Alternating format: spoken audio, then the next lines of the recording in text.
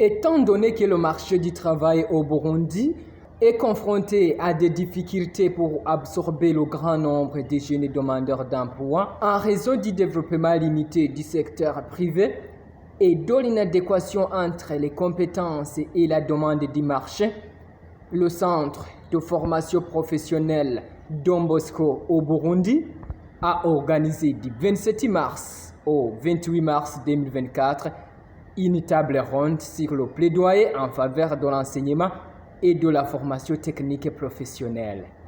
Bukondwe Gaudence, conseillère à la Direction générale de l'enseignement technique, de la formation professionnelle et des métiers, a indiqué certains nombres de défis relevés pendant la table ronde et qui affaiblissent le domaine de l'enseignement des métiers. Il y a insuffisance des équipements et des consommables. Les formateurs qui ne sont pas à la hauteur de leurs tâches. On a un financement très faible. L'insertion des lauréats de ces centres de formation est faible. Le directeur technique du CFP Don Bosco, Nahimana Jane Pomsen, a précisé que cette activité est organisée en vue de valoriser le métier. C'est pour valoriser le métier, pour agrémenter, donner de la formation, donc je dirais acquise. Sinon, aujourd'hui, nous avons des jeunes qui sont là, mais qui s'installent toujours sur le système qu'on appelle les Rigala, mais là où on ne peut rien trouver.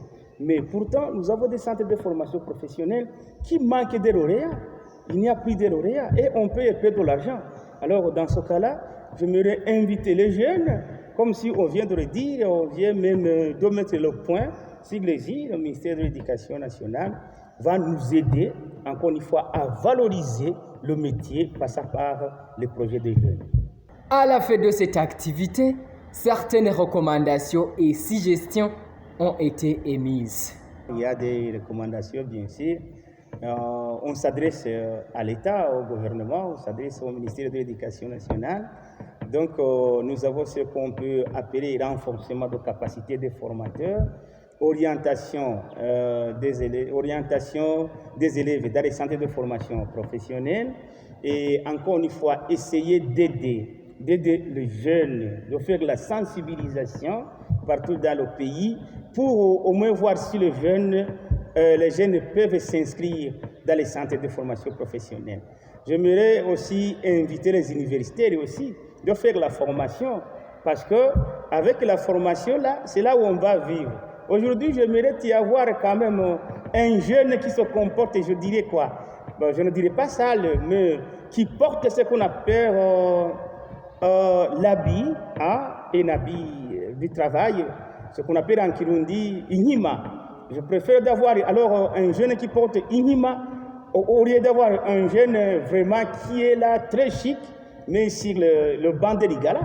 Mais les parents aussi savent qu'un enfant qui a fait le métier, c'est un enfant qui est maudit, ou bien c'est un enfant, je ne sais pas quoi qu'on néglige. Mais il ne faut pas négliger les métiers. Il ne faut pas négliger les métiers, pourquoi? Parce qu'il n'y a pas soit la formation d'être directeur, il n'y a pas de formation, il n'y a pas de l'enseignement qui enseigne le président. Ça va? C'est-à-dire que même le président, là, il peut être ingénieur agronome, il peut être ingénieur en électricité, il peut être ingénieur en quoi? Ça va? Alors, dans ce cas-là, pour devenir quelqu'un, il faut apprendre du métier. J'aimerais inviter les jeunes. Surtout inviter les jeunes pour s'inscrire dans les centres de formation professionnelle. J'aimerais encore une fois sensibiliser les jeunes de la 9e année, soit qui vont réussir ou bien échouer le concours de la 9e année. Donc, les portes des centres de formation professionnelle sont ouvertes. Les centres d'enseignement des métiers sont ouverts pour les jeunes, même aussi pour les universités. Pourquoi pas moi? Moi aussi, je peux y aller.